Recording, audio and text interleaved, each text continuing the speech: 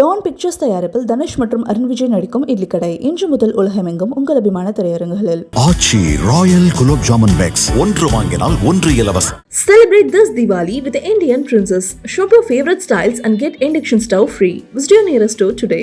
ரிஷபராசி அன்பர்களே, அக்டோபர் மாதம் உங்களுக்கு எப்படி இருக்க போகின்றது? இந்த மாதத்தின் சாதகமான கிரக நிலைகள் என்ன? பாதகமான பிரச்சனைகள் ஏற்படுத்தக்கூடிய அளவிற்கு ஏதாவது கிரகங்கள் மாறுகின்றதா? இந்த மாதத்திற்கான பலன் தரக்கூடிய வழிபாடு, பிரச்சனையை தீர்க்கக்கூடிய பரிகாரம் என்ன? இதையெல்லாம் பார்க்கலாம். முதல்ல உங்களுடைய ராசியாதிபதி, ராசிநாதன் யார்? சுக்கிரன். அவர் எப்படி இருக்கார்? இதை கொண்டு தான் பிரதானமான பலனை உங்களுக்கு சொல்லணும். அந்த சுக்கிரன் இந்த மாதம் தொடங்கும் போது உங்களுடைய ராசிக்கு 4ஆம் இடத்துல சஞ்சரிக்கிறார். சிம்ம ராசியில் இருக்கார். யாரோடு இருக்காருன்னா கேதுவோடு சேர்ந்து இருக்கார். அதன் பிறகு 5ஆம் இடத்திற்கு பிரவேசம் ஆகின்றார், பயிற்சி ஆகின்றார். அப்படி பயிற்சியாக வரக்கூடிய காலகட்டம் எப்போன்னா அக்டோபர் மாதத்தினுடைய 9ஆம் தேதி. அதாவது இந்த மாதத்தில் ஒரு 30 நாள்னா அதை 3ஆக நம்ம டிவைட் பண்ணோம்னா முதல் பகுதி, 2ஆம் பகுதி, 3ஆம் பகுதி. முதல் 10 நாட்கள் கேதுவோடு சேர்ந்து 4ஆம் இடத்துல இருக்கார். அடுத்த 20 நாட்களில் அவர் கன்னி ராசியில் இருப்பார். சரியாக சொல்லணும்னு சொன்னால் அவர் இந்த மாதத்தினுடைய கடைசியில் கன்னி ராசியில் நீச்சகதியில் சஞ்சரிக்கக்கூடிய காலம் உங்களுக்கு கொஞ்சம் அவ்வளோ சிறப்பாக இருக்காது. ஏன்னா அந்த சுக்கிரன் நீச்சகதி அடைந்து சுக்கிரன் வீட்டில் இருக்கக்கூடிய சூரியனும் நீச்சத்தில் இருப்பார், மாதத்தினுடைய 2ஆம் பாகத்தில். அதனால் நீங்கள் இந்த மாதத்தில் கவனமாக இருக்கணும். சூரியன் அவரை கொண்டு பிரதான பலனை சொல்லுவோம் மாத பலனில். அப்புறம் புதன் ஒரு மாதக்கோள், சுக்கிரன் ஒரு மாதக்கோள், செவ்வாய் ஏறக்குறைய ஒரு 1.5 மாத காலம் ஒரு ராசியில் சஞ்சரிப்பார். இதில் சுக்கிரனை நம்ம முதல்ல எடுத்திருக்கோம் பிரதானமாக. அவர் தான் ராசியாதிபதின்றதுனால முதல்ல அவர் கேதுவோடு சேர்ந்திருக்கார். அதன் பிறகு நீச்சம் அடைகிறார். அதன் பிறகு அந்த சுக்கிரன் வீட்டில் துலா ராசியில் சூரியனும் நீச்சமாக இருப்பார்.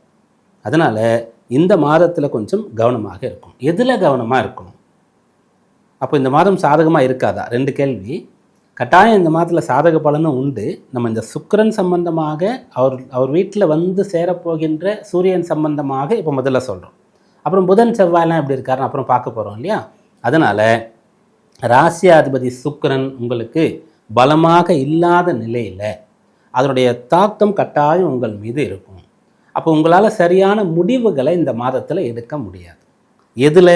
திருமண விஷயத்தில் முடிவுகளை எடுக்க முடியாது. இப்போ வீட்டில் உங்களுக்காக நீங்கள் ஒரு பொண்ணு வரன் பார்த்துட்ருக்காங்க, நிறைய பையனோட ப்ரொஃபைல்லாம் வருது. அப்போ இந்த மாதத்தில் என்ன பண்ணணும்னா பேரண்ட்ஸ் தான் முடிவு பண்ணணும். அவங்க எல்லாத்தையும் பார்த்துக்கணும். ஜஸ்ட்டு ஃபோட்டோ மட்டும் பார்த்து பிடிச்சிருக்கா இல்லையான்னு நீங்கள் சொல்லலாம். நீங்கள் முடிவு பண்ணுறதா இருந்தால் நல்ல வரனை விட்டுட்டு நீங்கள் இந்த சுக்கிரன் பலமாக இல்லாததுனால பொருந்தாத ஒரு வரனை ஓகே பண்ணுறதுக்கு வாய்ப்பு இருக்குது. அதனால் திருமண விஷயத்தில் சுய முடிவு கூடாது. அதை பெற்றோர் இடத்துல விட்டுடுங்க. இது முதல் விஷயம்.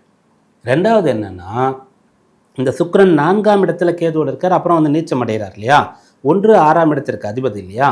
புதிய கடன்களை வாங்கக்கூடாது. அதில் குறிப்பாக வாகன கடன் வாங்கக்கூடாது. வெஹிக்கிள் லோன்னு கொடுக்குறோம் இல்லையா, வாங்குகிறோம் இல்லையா?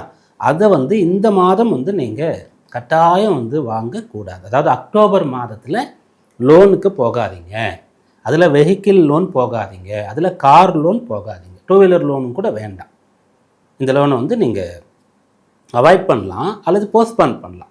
நான் அடுத்த மாதம் பார்க்குறேன் அப்படின்னு நீங்கள் முடிவெடுக்கலாம். இப்போ இருக்கிற வாகனத்தையே நான் வச்சு மேனேஜ் பண்ணிக்கிறேன், கொஞ்சம் சர்வீஸ் பண்ணி சேஃப் கண்டிஷனில், இல்லைன்னு சொன்னால் பப்ளிக் டிரான்ஸ்போர்ட் யூஸ் பண்ணிக்கிறேன், அடுத்த மாதம் நான் இது சம்மந்தமாக முடிவெடுக்கிறேன் அப்படின்னு நீங்கள் சொல்லலாம். ஏன்னா சுக்கிரன் கட்டிடம், வாகனம் இதற்கெல்லாம் உண்டான ஒரு பலனை தரக்கூடிய ஒருத்தராக இருக்குது.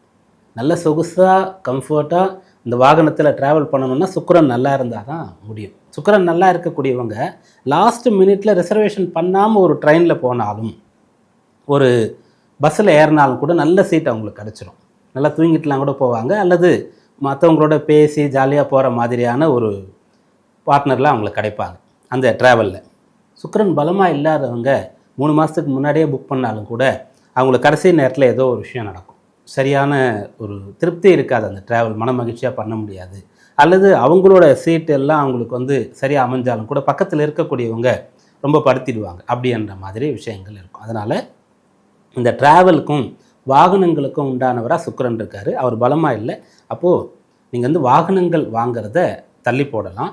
ரெண்டாவது, இது போல் ட்ராவல் பண்ணும்போது கவனமாக இருக்கும். உங்களுடைய உடைமைகள்லாம் பார்த்துக்கணும். பொதுவாகவே அது நம்ம கவனமாக இருக்க வேண்டிய விஷயந்தான். இப்போ கொஞ்சம் கூடுதல் கவனமாக இருக்கணும். முடிந்த அளவிற்கு நல்ல காஸ்ட்லியான ஜுவல்லரிஸ்லாம் வந்து நீங்கள் இந்த மாதத்தில் அவாய்ட் பண்ணலாம். வீட்டில் இருக்கும்போது வேணால் போட்டுக்கலாம். மற்றபடி நீங்கள் வெளியில் போகும்போது வந்து வைரம்லாம் போட்டிருக்கீங்கன்னு சொன்னால் அவ்வளோ சேஃப் இல்லை. ரெண்டாவது, அதிகமான நெக்லஸ் போட்டிருக்கீங்க, நிறைய ஆபரணங்கள் வந்து பயன்படுத்துகிறீங்கன்னு சொன்னால் நீங்கள் கொஞ்சம் கவனமாக இருக்கணும். இதெல்லாம் அவாய்ட் பண்ணால் போகிறோம். நீங்கள் வந்து கவலைப்பட வேண்டாம். என்ன எடுக்கும்போதே இந்த மாதத்தில் வந்து நமக்கு அட்வைஸாக சொல்லிகிட்டு இருக்குமே அப்படின்னு கவலைப்பட வேண்டாம். கட்டாயம் நல்ல பலன் இருக்குது, அதை நம்ம சொல்லலாம். பொதுவாக நம்முடைய பாணி என்னென்னா, முதல்ல நல்லது சொல்லிவிட்டு அப்புறம் தான் கவனமாக இருக்கிறது சொல்லுவோம். ஆனால் இப்போ ராசியாதிபதி சுக்கிரன் சொல்கிறதுனால அவரை பற்றி சொல்லிட்டோம். சரியா? அடுத்ததாக என்னென்னா, புதன் அற்புதமாக இருக்கு இந்த மாதத்தில். எங்கே சஞ்சரிக்கிறார் அப்படின்னு பார்க்கும்போது, அவர் ராசிக்கு 6 மற்றும் 7ஆம் பாவத்தில் சஞ்சரிக்கிறார். 5ஆம் இடத்துல இருப்பார். மாதம் தொடங்கும் போது ஒரு நாள்லேயே வந்து 6ஆம் இடத்திற்கு வந்துடுவார். வந்துட்டு அப்புறம் 7ஆம் இடத்திற்கு வருவார். இதெல்லாம் நம்ம சொல்கிறதெல்லாம் திருக்கணித பஞ்சாங்கத்தின் அடிப்படையில் சொல்லிகிட்ருக்கோம். இந்த கிரகங்களுடைய நகர்வு, அது இருக்கக்கூடிய இடம், பெயர்ச்சி, இதையெல்லாம். அந்த புதன் அற்புதமாக இருக்கார். மாதம் தொடங்கக்கூடிய முதல் நாள்னா கூட 5ஆம் இடத்துல உச்சபலத்தோடு இருக்கார். ரொம்ப சிறப்பு. அதுவும் 5ஆம் அதிபதி நல்லா இருக்கார். நல்ல புண்ணியம், நல்ல பேர், நல்ல படிப்பு, அதெல்லாம் உங்களுக்கு கிடைக்கும். தெய்வ அனுகிரகமே உங்களுக்கு கிடைக்கும். அப்புறம் 6ஆம் இடத்திற்கு வரும்போது கடன் தேவைன்னா உங்களுக்கு கிடைக்கும். அந்த கடனை வந்து நீங்கள் ஹோம் லோனாக வேணால் ட்ரை பண்ணலாம். வாகன கடன் மட்டும் வேண்டாம். அப்புறம் பிஸ்னஸ் சம்மந்தமான விஷயங்கள்லாம் உங்களுக்கு வந்து எல்லாத்தையும் மேனேஜ் பண்ண முடியும். அந்த 6ஆம் இடத்துல புதன் இருக்கும்போது நீங்கள் ஒரு சொந்த தொழில் பண்ணுறீங்கன்னு சொன்னால் அதெல்லாம் ரொம்ப சிறப்பாக உங்களால் நிர்வாகம் பண்ண முடியும். நல்ல முடிவுகள்லாம் எடுக்க முடியும். அப்புறம் 7ஆம் இடத்திற்கு புதன் வரார் இல்லையா?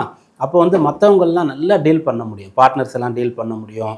நீங்கள் ஒரு ஓனராக இருக்கீங்கன்னா வேலையாட்கள்லாம் டீல் பண்ண முடியும். கூட ஒர்க் பண்ணுறவங்கெல்லாம் டீல் பண்ண முடியும். வேலை பண்ணுறவங்க, அப்படியான விஷயம். புதன் அற்புதமாக இருக்கார் உங்களுக்கு. செவ்வாய் வந்து 6ஆம் இடத்துல சஞ்சரிக்கிறார். நல்ல தைரியம் இருக்கும், ஆரோக்கியம் இருக்கும். இதெல்லாம் ரொம்ப சிறப்பாக இருக்கும். இதெல்லாம் உங்களுக்கு சாதகமான விஷயங்கள். அதனால் கவலைப்பட வேண்டாம். முதல்ல சொன்ன ராசியாதிபதி வந்து பலமாக இல்லைன்றது மட்டும் ஞாபகத்தில் வச்சுக்கோங்க. அதுக்கு என்ன தீர்வு, என்ன பண்ணலாம் அப்படின்னு கேட்டால், இந்த மாதத்தில் துலா ஸ்நானம்னு சொல்லக்கூடிய விஷயம் இருக்கிறது. ஐப்பசி மாதம் தொடங்கக்கூடிய நாள் அல்லது அந்த மாதத்தில் எந்த நாள் முடியுமோ அப்போது இதில் வந்து நீங்கள் துலா ஸ்நானம் பண்ணுறீங்கன்னு சொன்னால் இந்த மாதத்தில் தோஷங்கள் எல்லாம் போயிட்டு சுக்கிரனுடைய பலம் கிடைத்து சந்தோஷமாக நிம்மதியாக நீங்கள் இருக்கலாம்.